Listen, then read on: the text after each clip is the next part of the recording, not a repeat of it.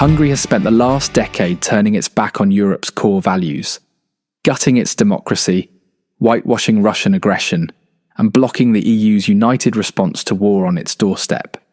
And yet, Brussels keeps paying.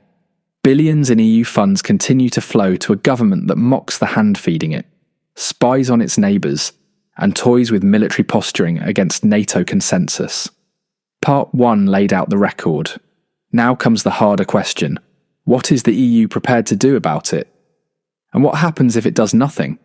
Some say strip Hungary of its voting rights under Article 7, but that requires, you guessed it, unanimous consent from other member states. And guess who often blocks it? Poland used to. Slovakia might. Even Italy has wavered. All Orbán needs is one friend, and the EU's toughest disciplinary tool is neutralised. Others propose cutting off more funds, and in theory, that should work. In 2022, the EU froze billions in cohesion and recovery money over Hungary's rule of law violations. It was a big move, but Orbán gave just enough ground, tweaking a few laws, promising reforms, to get part of the money back. It was performative compliance, a box-checking exercise. Brussels blinked, and the funds started flowing again. There's also talk of changing the EU's structure, ending unanimity voting, making it easier to bypass rogue states, tying funding directly to compliance.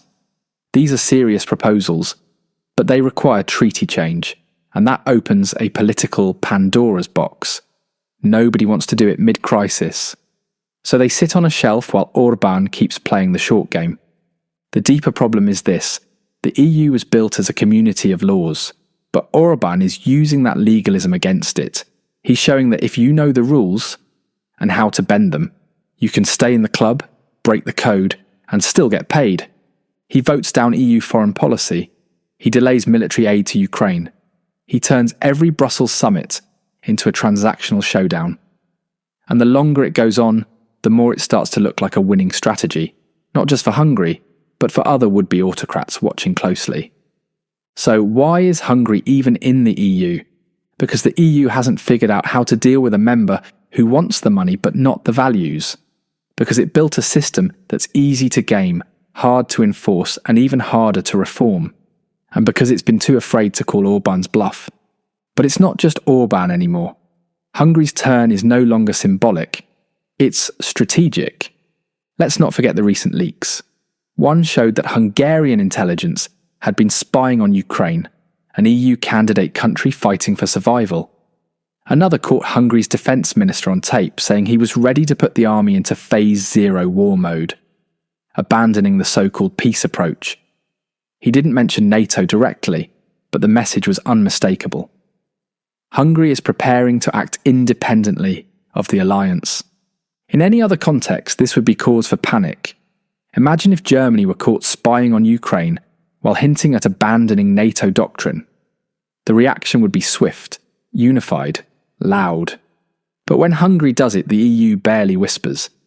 Why? Because Orbán has made himself untouchable. Not by power, Hungary is a small country, but by design. He uses the EU's own structure as a shield. Unanimity gives him leverage, EU money gives him oxygen, and the weakness of enforcement gives him time. So what now? First, the EU needs to stop being afraid of escalation. That means being willing to let Orbán walk, or at least make him believe it's a real possibility. If the threat of losing funds or influence is never credible, it will never work. Second, the EU should scale up financial conditionality. Not just freeze funds, but reroute them. Use regional and local intermediaries. Fund cities, not capitals. Reward rule of law compliance with direct financing. Take Orbán out of the distribution chain and cut his patronage network off at the knees.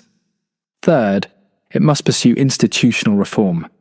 End unanimity on foreign policy and rule of law questions. Allow qualified majority votes on sanctions, defence, and critical rights issues. Yes, it's hard, but the alternative is institutional paralysis. Fourth, it must support civil society inside Hungary, fund independent media, protect academic institutions, offer scholarships, grants, and protections for those resisting authoritarianism from within. Fifth, and most radically, the EU needs to reassert what it stands for, not as a club of interests, but as a union of principles. Because right now Hungary is winning a bigger argument, that you can take the money, break the rules, undermine your neighbours, and get away with it.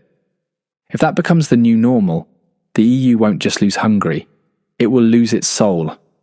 Every year Hungary stays on this path, the EU loses a little more credibility, and a little more of the unity it was built to preserve. What Orbán is doing isn't just corruption or hypocrisy, it's a stress test of the European project. And so far the project is failing it, because the real question isn't why Hungary is still in the EU. It's this: if the EU can't defend its own values, then what is it?